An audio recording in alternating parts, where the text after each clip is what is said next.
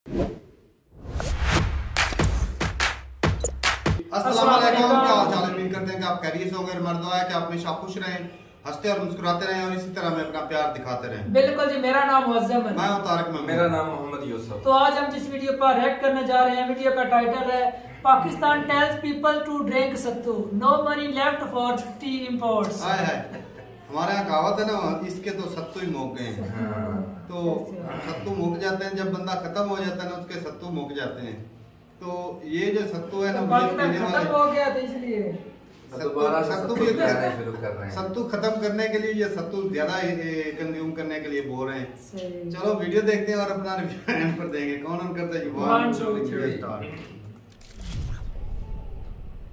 Welcome you to world affairs. मैं Prashant Dhawan. Now recently Pakistan की सरकार ने ऑफिशियली एक पॉलिसी बना ली है कि पाकिस्तान के हायर एजुकेशन डिपार्टमेंट में ये इंस्ट्रक्शन दी जाए कि बच्चों को और जगह पब्लिक में ये अवेयरनेस फैला दो कि चाय अब कम पिया करो, सत्तू पियो घोलकर या फिर लस्सी पी लो। ये अपने आप में मैं कहूँगा एक मेजर साइन है एक डूबते कंट्री का, जो एक बेसिक कमोडिटी जैसे कि चाय ये भी अफोर्ड नहीं कर सकता। और अगर यहाँ पे आप सोच रहे हैं कि ठीक है ये तो एक सिंगल एग्जाम्पल है ना, नहीं, ये सिंगल एग्जाम्पल नहीं है। चाय की जगह सत्तू ये एक एग्जाम्पल है। इसके अलावा आप अगर देखो तो पाकिस्तान में एक पेपर क्राइसिस आ चुका है। इंडिया में आप अगर देखो तो एक प्रॉपर पेपर इंडस्ट्री है। हमारे यहाँ मेजर कंपनीज हैं, फॉर एग्जांपल आईटीसी है, उसके अलावा वेरियस और कंपनीज हैं जो इंडिया में ही पेपर बनाती हैं। पाकिस्तान में कभी एक बड़ी मेजर पेपर इंडस्ट्री खड़ी नहीं हुई। ये लोग पेपर इंपोर्ट करते थे। अब इंटरनेशनली सिंस पेपर के दाम बढ़ गए हैं तो अब पाकिस्तान की सरकार ये भी सोच रही है कि पेपर इंपोर्ट ये लोग बैन कर देंगे, जिसका डायरेक्ट इम्पैक्ट आएगा इनकी एजुकेशन पर। स्टूडेंट्स को हो सकता है कि अगले साल नई किताबें ना मिले, या तो अब देखो इनके यहाँ कोई ऐसा भी ऑप्शन नहीं है कि ई बुक्स दे दे, क्योंकि हर स्टूडेंट के पास मोबाइल फ़ोन नहीं है, स्मार्टफोन नहीं है, स्पेशली रूरल एरिया में। तो ये एक मेजर क्राइसिस है और ये साइंस हैं एक डूबती इकोनॉमी के, एक ऐसी कंट्री के जिसकी हेल्प में आज के समय आईएमएफ भी नहीं आ रहा, at least for the time being तो नहीं आ रहा। तो डिस्कस करेंगे इस वीडियो में कि पाकिस्तान की सरकार बार बार अपने लोगों को ये क्यों कह रही है कि चाय मत पियो, सत्तू को ये क्यों प्रमोट कर रहे हैं, और साथ में आईएमएफ की सिचुएशन भी हम समझेंगे। मगर आगे बढ़ने से पहले आपसे क्वेश्चन पूछूंगा। क्वेश्चन यहाँ पर यह है कि ओएनजीसी विदेश लिमिटेड इसने रिसेंटली डिस्कवर किया है ऑयल फॉरेन कंट्री में। आपको बताना है कि ओएनजीसी विदेश लिमिटेड ने ऑयल कहां पर डिस्कवर किया है। ये है यहाँ पे आपकी ऑप्शन, जापान, फिलीपींस, कोलंबिया या फिर ब्राजील। कमेंट सेक्शन में करिए उत्तर, सही आंसर आपको मिलेगा वीडियो के अंत में। ना पाकिस्तान का जो ये टी क्राइसिस है, जिस तरीके से इनके मिनिस्टर्स लिटरली बार बार आकर मीडिया के सामने ये कह रहे हैं कि अपनी हम कौम को कहेंगे कि चाय मत पियो। फॉर एग्जाम्पल ये फुटेज बीच में काफी वायरल हुई थी। मैं ये भी कौम से अपील करूंगा कि हम चाय की एक एक प्याली, दो प्यालियां कम कर दें, क्योंकि जो चाय हम इंपोर्ट करते हैं वो भी हम उधार लेकर इंपोर्ट करते हैं। तो ये बात सिर्फ इंडियन मीडिया नहीं है, हम लोग ऐसा नहीं है कि एक राइवल कंट्री है उसके साथ ऐसा हो रहा है। ये बात एक्चुअली वर्ल्ड मीडिया, यूके का मीडिया, यूएस मीडिया, हर देश कवर कर रहा है कि एक न्यूक्लियर वेपन्स वाला कंट्री किस तरीके से जगह जगह से पैसे बचाने की कोशिश कर रहा है। चाय कम पीकर ये लोग कोशिश कर रहे हैं कि थोड़ा सा पैसा यहाँ पर बच जाए, क्योंकि देखो इंडिया में तो हम लोग अपनी चाय खुद ग्रो करते हैं। आसाम में, नॉर्थ ईस्ट में चाय ग्रो होती है और जगह भी चाय ग्रो होती है और आराम से हम लोग उसको कंज्यूम करते हैं। हमें चाय इंपोर्ट नहीं करनी पड़ती। इंडिया एक्चुअली काफ़ी बार चाय एक्सपोर्ट करता है। इंडिया एक्चुअली पाकिस्तान को चाय काफ़ी एक्सपोर्ट करता था। बाद में एक टाइम पे आकर इन लोगों ने जब इंडिया के साथ रिलेशंस तोड़ दिए तो इनके देश को फिर बाद में अफ्रीका से और जगह से महंगी चाय परचेज करनी पड़ी, और इस वजह से पाकिस्तान के सिर्फ चाय के इंपोर्ट का बिल $600 मिलियन तक पहुंच गया जब ये इंडिया के साथ ट्रेड करते थे। अब देखो मुझे अजीब लगता है ये सेंटेंस यूज करके, जब ये इंडिया के साथ ट्रेड करते थे, क्यों 3-3.5 साल हो गए इंडिया के साथ ट्रेड किए हुए इनको। तो 3-3.5 साल पहले आराम से ना ये 300-350 मिलियन डॉलर में अपनी चाय इंपोर्ट कर लेते थे और इंडियन चाय इनके टेस्ट को भी सूट करती थी। मगर जिद होती है, अब 3.5 साल तक भुगता भी, बदले में कुछ मिला भी नहीं, आर्टिकल 370 भी वापस नहीं आया। तो ये होते हैं डिसीजंस कंट्रीज के, किस तरीके से लोग सफर करते हैं। तो खैर अभी पाकिस्तान की इकोनॉमी पर $600 मिलियन का बोझ डालती है चाय, और पाकिस्तान के लिए ये $600 मिलियन बहुत बड़ा अमाउंट है, क्योंकि इनके पास टोटल फॉरेन एक्सचेंज रिजर्व बचे हैं अब $9 बिलियन के आसपास। और टोटल अगर मैं आपको बताऊं पाकिस्तान पर टोटल विदेशी कर्जा कितना है, ये ऑफकोर्स ऐसा नहीं है कि 1-2 साल में वापस करना है, ये टोटल कर्जा इनको आराम से 10 साल के आसपास वापस करना होगा। ये जो टोटल अमाउंट है ये बैठता है $129 बिलियन। तो सिंस फिगर्स इतनी डरावनी है, इसलिए पाकिस्तान की सरकार ने ये कहा अपने लोगों को कि सत्तू पीना स्टार्ट कर दो। देखो सत्तू वैसे मैं आपको बताऊं बहुत हेल्दी होता है, मैं भी कभी कभी सत्तू पीना पसंद करता हूं, मगर चाय के सब्सिट्यूट में अगर मान लो चाय पीने का मन कर रहा हो, कोई मुझे कहे कि चाय नहीं सत्तू पी लो, थोड़ा सा और लगेगा। आई मीन इंडिया में तो चाय आपको बताओगा रेडिली अवेलेबल होती है, हर इकोनॉमिक क्लास का आदमी एटलीस्ट चाय तो अफोर्ड कर ही लेता है, तो सत्तू को यूज करना as a substitute for tea ये काफी शॉकिंग है। सत्तू वैसे मैं आपको बता दूं होता क्या है, चने का पाउडर काफी बार बना करना, कुछ उसमें और चीजें ऐड करके उसको पानी में मिलाकर पिया जाता है, इसको गर्म नहीं करते, यूजुअली बस पानी में मिलाकर इसको पीते हैं। और बिहार में अगर देखा जाए तो ये जो सत्तू की ड्रिंक होती है ये बहुत ज़्यादा कॉमन है। बाकी उत्तर प्रदेश और पंजाब में सत्तू को खाने में और जगह वेरियस डिशेस में यूज़ किया जाता है, मगर जो ये सत्तू की ड्रिंक है जो यहाँ पर ये पाकिस्तान प्रमोट कर रहा है, इंडिया की बिहार स्टेट में काफ़ी फेमस है। और बिहार में भी आप देखोगे तो ये चाय का सब्सिट्यूट नहीं है, ये एडिशनली वो लोग पीते हैं, शौक में, टेस्टी होता है। बट पाकिस्तान के लिए सैड बात यह है कि इतने सारे बलिदान देने के बावजूद, क्योंकि देखो बलिदान तो इनकी जो मिडिल क्लास है वो दे रही है। पाकिस्तान ने आपको पता होगा मोबाइल फोन इंपोर्ट भी बैन कर दिए हैं, तो middle class, lower middle class हर जगह सफर कर रहे हैं। इवन जो इनके सुपर रिच है, जो थोड़े बहुत पाकिस्तान के मिलियनियर बिलियनियर है, उन पर भी पाकिस्तान की सरकार ने एडिशनल 10% सुपर रिच टैक्स लगा दिया है, जिसकी वजह से आज इनकी स्टॉक मार्केट क्रैश कर गई थी। तो इतने सारे बलिदान दिए जा रहे हैं ताकि इंटरनेशनल मॉनेटरी फंड मान जाए और पाकिस्तान का बेल आउट पैकेज ये फाइनली एक्सटेंड कर दे। मगर IMF के सामने एक बहुत ही बड़ी प्रॉब्लम ये है कि पाकिस्तान के साथ इनके ट्रस्ट इश्यूज हैं। आपको 1996 और 1997 के बारे में बताना चाहिए, ये वो साल थे जब पाकिस्तान ने अपने बजट के जो नंबर्स थे ये नकली बता दिए थे। ये कोई देश नहीं करता, मैंने आज तक कभी सुना नहीं है कि एक देश इंटरनेशनल कम्युनिटी को झूठ बोल दे कि जी हमारा इतना खर्चा होता है, इतनी सेविंग है, ये हमारी प्रोजेक्शन है। जब IMF को कुछ साल बाद पता लगा कि इन्होंने जो बजट के नंबर बताए थे 1996 में, 1997 में, ये झूठ है, इंटरनेशनल मॉनेटरी फंड ने तब से पॉलिसी बनाई है कि पाकिस्तान के केस में ऑलवेज बी डबल श्योर। और इसलिए हम देख रहे हैं कि चाय को कम पीने के बावजूद, अपने बिलियनियर्स मिलियनियर्स पर टैक्स लगाने के बावजूद IMF अभी भी कह रहा है कि वी आर नॉट श्योर। और ये बात पाकिस्तान के विदेश मंत्री ने खुद कंफर्म करी है कि IMF still has concerns over Pakistan budget. अब इतनी सारे यहाँ पर सैक्रिफाइसेस देने के बाद भी ये कंसर्न्स बने हुए हैं। अब इसका रीजन भी है, रीजन ये है कि पाकिस्तान की सरकार, इवन आर्मी झूठ बहुत ज़्यादा बोलते हैं ये लोग। आपने काफ़ी बार सुना होगा कि इमरान खान एक बार कहते थे कि अब आर्मी की इन्वॉल्वमेंट नहीं होती पाकिस्तान के पॉलिटिक्स में, जबकि होती है, साफ साफ होती है, सबने देखा ओपनली। आज भी पाकिस्तान की सरकार इनकी आर्मी ही चला रही है। फिर अभी इंडिया के लिए शॉकिंग केस आया। पाकिस्तान ने आज से कई साल पहले ये कहा था कि 2008 में जो मुंबई में आतंकवादी हमला हुआ था उसका मास्टरमाइंड साजिद मीर ये मर गया, ये पाकिस्तान में है ही नहीं, ये कहीं अफगानिस्तान वगैरह में मर गया, ये पाकिस्तान ने कहा था। अब अचानक से आजकल न्यूज़ आई है पाकिस्तान ने साजिद मीर को धर लिया, इसको जेल में डाल दिया।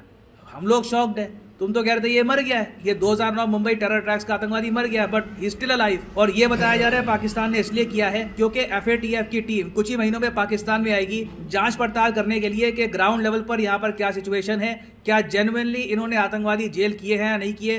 तो अब ये सब भी हो रहा है। तो इसी वजह से हमने रिसेंटली ये भी देखा है, कुछ अनकन्फर्म्ड रिपोर्ट भी सामने आई है कि हो सकता है अगर IMF पाकिस्तान की हेल्प ना करे तो पाकिस्तान गिलगिट बाल्टिस्तान ये पकड़ा दे चाइना को कि ये हमारी ज़मीन ले लीजिए, इसके बदले में हमको पैसा दे दो ना। पर्सनली आप अगर मुझसे पूछे, मुझे इस रिपोर्ट पर थोड़ा डाउट है, मुझे लगता नहीं है पाकिस्तान कुछ बिलियंस ऑफ डॉलर्स में उसका सौदा करेगा, पता नहीं। और स्पेशली एक ऐसे टाइम में जब लिटरली चाइना की आर्मी आराम से चाहे तो इस एरिया में एंटर कर सकती है। It does not make any sense to me. तो इसलिए मैंने इस पर एक डेडिकेटेड वीडियो बनाई नहीं थी, बट ये मैं कहूँगा कि इस पर रिपोर्ट्स आना ही अपने आप में एक संकेत देता है कि पाकिस्तान कितनी डेस्परेशन में आ चुका है। नाउ अब इस सब का सोल्यूशन क्या हो सकता है? देखो मैं यही कहूँगा, पाकिस्तान फ्यूचर में US के सामने झुकेगा। आप देखोगे पाकिस्तान इजराइल US से रिलेटेड मेजर स्टेप्स लेने वाला है इन द नियर फ्यूचर, और इवेंचुअली इनको करना ही होगा ये, नहीं तो अभी चाय गई है, भविष्य में सत्तू बहुत सी चीजों को रिप्लेस कर देगा। In the end Pakistan will have to take some big steps. Now वापस आते हैं अपने प्रश्न की तरफ कि रिसेंटली ओएनजीसी विदेश ने किस देश में ढूंढा है ऑयल, क्रूड ऑयल। तो सही उत्तर यहाँ पे है ऑप्शन सी, कोलंबिया। कोलंबिया यहाँ पे आप देख पाओगे। इस पर ministry of petroleum and natural gas ने एक आर्टिकल भी पब्लिश किया है, ONGC Videsh announces new discovery of oil, crude oil in Colombia. और फाइनली यहाँ पर मैं ये भी ऐड कर दूं कि लाइफ में अगर आप एक बार प्रॉपरली यूपीएससी एग्जाम की तैयारी करना चाहते हैं, किसी भी एग्जाम की तैयारी करना चाहते हैं, चाहे आईआईटी हो, बैंक हो, तो सिंपली जाइए कमेंट सेक्शन में। कमेंट सेक्शन में आपको मिलेगी ये पिंड कमेंट, और यहाँ पे आप परचेज कर सकते हैं the course of your choice. For example let's say आप प्रिपेयर कर रहे हैं फॉर यूपीएससी, क्लिक करिए यूपीएससी पर, और यहाँ पे आपके सामने खुल जाएगा ये पेज, और यहाँ पे आप परचेज कर पाएंगे UPSC course for 36 month as well. अगर मान लीजिए आप एक कॉलेज स्टूडेंट हैं, अभी आपके पास टाइम है 2-3 साल का आराम से यूपीएससी की प्रिपरेशन करनी है, तो 36 महीने का जो कोर्स है ये भी आप कर सकते हैं परचेज। मगर जो प्राइसेस यहाँ पर लिखे हैं ये पे करने की जरूरत नहीं है, सिंपली यहाँ पर कोड यूज करिए PDDEN and the prices will start falling. So use the code PDDEN and save money. सो इसी नोट के साथ ये है वीडियो का। Thank you for listening and as always God bless you all.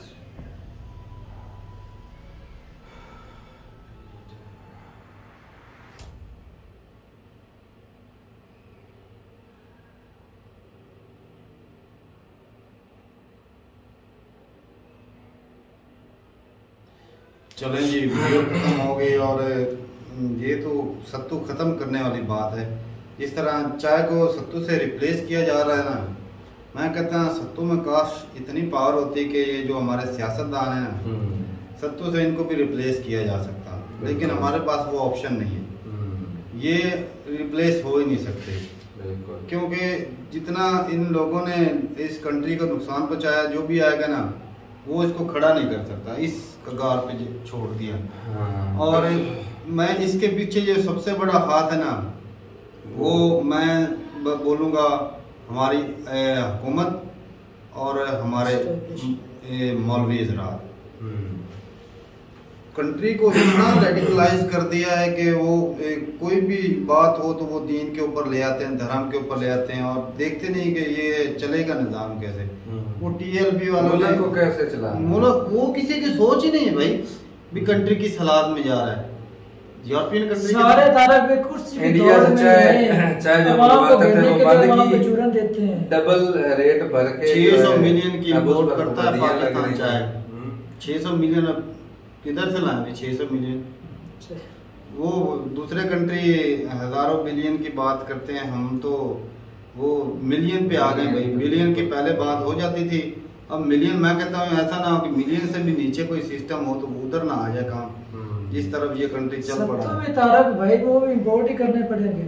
नहीं, सत्तू इंपोर्ट करने की जरूरत, हाँ ये भी सही है, ये भी सही है भाई। सत्तू का सीजन तो शुरू हो गया है, सत्तू उगाने के लिए भी फर्टिलाइजर चाहिए, वो भी नहीं है हमारे, महंगी है, क्योंकि चंदन के साथ ही होता है। हमारे यहाँ जो बेहतर माना जाता है जो कुदरती सत्तू होता है, जिसका लज्जत और क्या ही बात है, मजेदार होता है वो खाने पीने में। जौ से बनाते हैं सत्तू।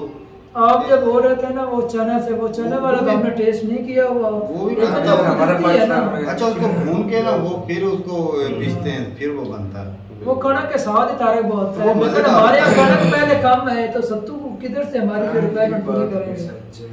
अरे वो चाय को रिप्लेस करने के लिए ना भाई, सिर्फ ख्याली बात। कहने का मतलब ये सत्तू 4 दिन सत्तू पियेंगे ना, आस्ता आस्ता नीचे लेकर जाएंगे ना। 4 दिन सत्तू पियेंगे, फिर कहेंगे लस्सी पियो, फिर कहेंगे एकदम, फिर कहेंगे फिल्टर वाला पानी पियो, फिर कहेंगे नहरी पानी गया तो वो भी कुछ इलाकों के ये लेकर तो उधर ही जा रहे हैं आस्ता आस्ता ना। वो 1400 साल पुरानी जो हिस्ट्री है, चाय पी पी के ना हर किसी का रंग भी काला हो रहा है, अंदर से गर्माइश ज्यादा, और उन्होंने बोला इसको ना ठंडा करो आपको। अच्छा, अब देखो इनको कितने आइडियाज आ रहे हैं अचानक से इकोनॉमी को ग्रो करने के। चाय करो। हाँ। ये जो खुद अपनी लग्जरी ये जो मिनिस्टर है इनकी रोटी लेने के लिए जो जाती है ना अमला, वो गाड़ियों मतलब 10-20 गाड़ियां लेकर रोटी उनकी लेने के लिए जाते हैं। उनको काम नहीं करना, उनके अंदर जो तेल है उसकी जो इम्पोर्टेड गाड़ियां वो जो चल रही हैं वो हमारे टैक्सों के साथ ही चल रही है, उनको काम नहीं करना। एमपी या एमएलए इधर से गुजरता है तो भाई उसके पीछे भी 20 गाड़ियां बिल्कुल सड़कें ब्लॉक हो जाती तारक भाई। ऐसे ही तो फिर जब ऐसे हालात होंगे तो कैसे चलेगा? ऊपर से चूरन जिस तरह देते हैं, एक पहली कम कर दो, आज कर दो, ये कर दो। वैसे भाई कुछ आवाम का भी हक बनता है क्योंकि चलो मुश्किल हालात हैं, अब ब्लेम देने से कुछ नहीं होने वाला। हाँ साथ लेकिन ये है कि हुकूमत को भी चाहिए कि जो है ना इस हकदार पर लेकर आ गए, करप्शन बंद करो, अब थोड़ा सा कंट्री को ऊपर उठाने की कोशिश करो। अभी भी मिलकर वो कहते हैं ना ये एक दूसरे की टांग खींचनी, अगर अभी भी बंद कर देना, इमरान खान जो है या दूसरी अपोजिशन पार्टियां जो है एक दूसरे की टांग खींचना बंद करें, कंट्री के लिए कुछ करें, तब जाके ये उठ सकता है, वरना ये उठने वाला नहीं। अच्छा तारक भाई, वो जो पेपर वाला मसला है वो स्टूडेंट पर कितना सा एजुकेशन बजट भी कम किया है। हाँ गवर्नमेंट ने 10वीं तक किताबें फ्री थी, अब वही बंद हो जाएगी। प्राइवेट अदारे की इतनी बुक्स महंगी वो अफोर्डेबल ही नहीं है आम जनता के लिए। सही बात है, मुश्किल हो जाता है। तो पहले से तालीम नहीं है अब, और वैसे ही 1200-1300 की एक बुक आती है गरीब बंदे के लिए, तो वो भी लेना भाई मुश्किल हो जाता है। बिल्कुल। और ऊपर से IMF वो भी हमारी कोई शरायत मंजूर नहीं कर रहा। अच्छा तो उनको उसको जिस तरह पहले धोखे दिए वो किस तरह हमारी मानेगा? अच्छा ये अपना भरोसा खुद ही उठा रहे, तेजी दिखाते हैं, फिर वो ना महंगी पड़ जाती है, तेजी महंगी पड़ जाती है। जो फ्रेब होता है ना भाई, इसके वो कहते हैं ना झूठ के पाँव नहीं होते, तो झूठ एक ना एक दिन जो है ना वो सामने आ ही जाता है। अगर शुरू से बोलते तो ये दिन तो ना तारक भाई, किसी का भरोसा जितना हो ना तो पूरी उम्र लग जाती है, लेकिन तोड़ने में 1-2 सेकंड लगते हैं। ऐसे ही बात है। तो भाई बताइएगा जरूर कि अब पाकिस्तान इस कगार से मतलब जिस हालत पे पहुंच चुका है, इसको उठने के लिए क्या कुछ चीजें दरकार हैं, क्योंकि IMF जितनी शर्तें सख्त कर रहा है, कोई चीज सस्ती होने वाली नहीं, गवर्नमेंट सब्सिडी देने वाली नहीं। अब कैसे पाकिस्तान ऊपर उठ सकता है? कर्जा ही मिलेगा, कर्जा लेंगे और बर्डन बढ़ जाएगा, लायबिलिटी बढ़ जाएगी। तो कर्जा तारक भाई पहले कर्जा भी नहीं आ रहा था, टैक्स भी नहीं थे, अब कर्जा लेने के लिए इतने बड़े टैक्स बढ़ा रहे, फिर भी कुछ ना कुछ संभल नहीं पा रही इकोनॉमी। ये क्या वजह है? हर चीज पर टैक्स इतना लागू कर दिया IMF के कहने पर। अभी भी करप्शन जो है ना वो खत्म नहीं। तो वो जो मतलब टैक्स कलेक्ट कर रहे हैं वो उसमें से कर रहे हैं भाई। क्या बात टैक्स महंगे, डॉलर महंगा खरीदना पड़ता ना, जब कीमत ही नहीं रही, पैसे की वैल्यू नहीं रही, तो जो भी चीज इंपोर्ट करनी पड़ती है उसके कितनी ज्यादा पैसे देने पड़ते हैं। सही बात। तो जब डॉलर खरीदते हैं तो वो महंगा खरीदना होता है, जब बेचना होता है तो वो सस्ता बिकता है। तो ऐसे हालात है। तो ठीक है भाई, अपनी राय जरूर बताइएगा कि ये पाकिस्तान अब कैसे उठ सकता है, या फिर इससे भी हालात बदतर होंगे, और कितने अर्से तक ये भाई मुझे तो नहीं लग रहा कि जो जिस तरह की हुकूमत है ये तो वो कहते, इससे तो अच्छा है कि वो ना जो बादशाह वाली आती है ना हुकूमत, वो जो पक्की हो जाती है। इस डेमोक्रेसी तो भाई हम अच्छे हैं कि वो आ जाए, सदारती निजाम चल जाए, थोड़ा एक के कहने पर सारा कंट्री उसके कहने पर। सदारती को भी छोड़ मेरा भाई, जो होते ना पहले बादशाह होते थे, वो वाला सिस्टम चल जाए तो इस हुकूमत से तो वो अच्छा है। चलो एक होगा उसको ही पता कि भाई मैंने ही कंट्री चलाना है, सारा बोझ मेरे ऊपर है। और 3-4 इतनी बड़ी फैमिली है, उनमें से एक बोलेगा मैंने वो निजाम चलाना, दूसरा आपस में लड़वा लें, इलेक्शन लड़वा, वो भी चांस नहीं है तारक भाई, मुश्किल है। तो ठीक है भाई, मिलते नहीं वीडियो के साथ, तब तक के लिए इजाजत दें, अल्लाह हाफिज। इस डेमोक्रेसी से हम वैसे ही अच्छे हैं।